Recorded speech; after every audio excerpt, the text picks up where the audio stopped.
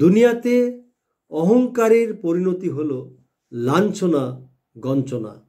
যার অন্তরে যতটুকু অহংকার সৃষ্টি হবে তার জ্ঞান ততটুকু হ্রাস পাবে। যদি কারো অন্তরে অহংকার স্থিতি লাভ করে তবে তার জ্ঞানচক্ষু অন্ধ হয়ে যায়, বোধ শক্তি লোপ পায়, সে অন্যের চেয়ে নিজেকে শ্রেষ্ঠ মনে করে। তার চেহারায়, আচরণে, চলন বলনে ও কাজে কর্মে অহংকারের দুর্গন্ধ ছড়াতে থাকে।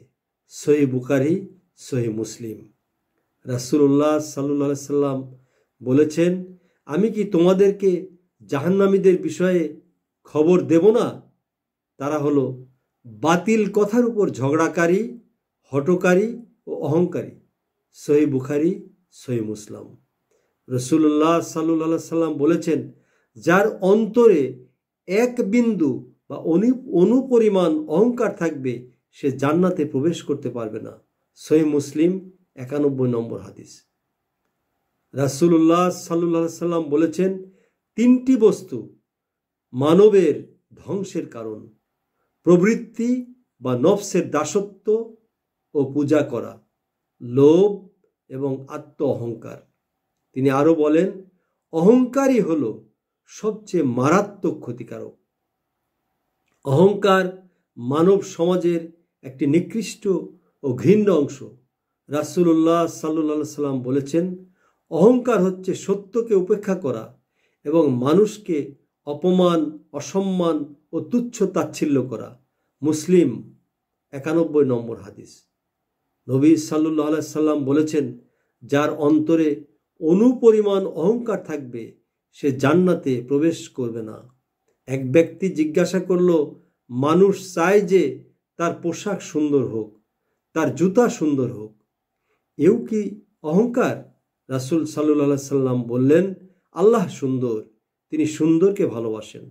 প্রকৃতপক্ষে অহংকার হচ্ছে দম্ভ ভরে সত্য ও ন্যায় অস্বীকার করা এবং মানুষকে ঘৃণা করা, মানুষকে তুচ্ছ তাচ্ছিল্য করা।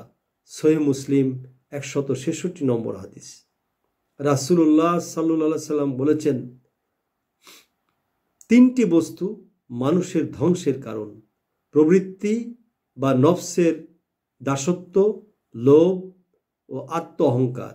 তিনি আরো বলেছেন, অহংকারই হলো মারাত্মক ক্ষতিকারক। বাইহাকী শরীফের হাদিস। সমস্ত পাপের মূল উৎস তিনটি: 1 অহংকার, 2 লোভ এবং 3 হিংসা।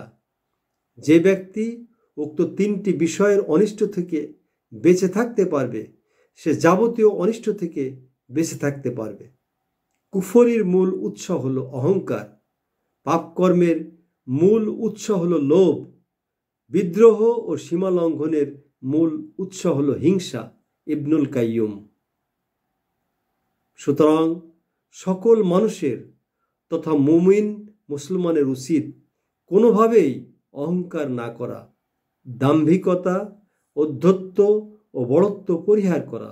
মহান আল্লাহ আমাদেরকে অহংকারের মতো ভয়াবহ গুনাহ থেকে হেফাজত করুন। আমিন।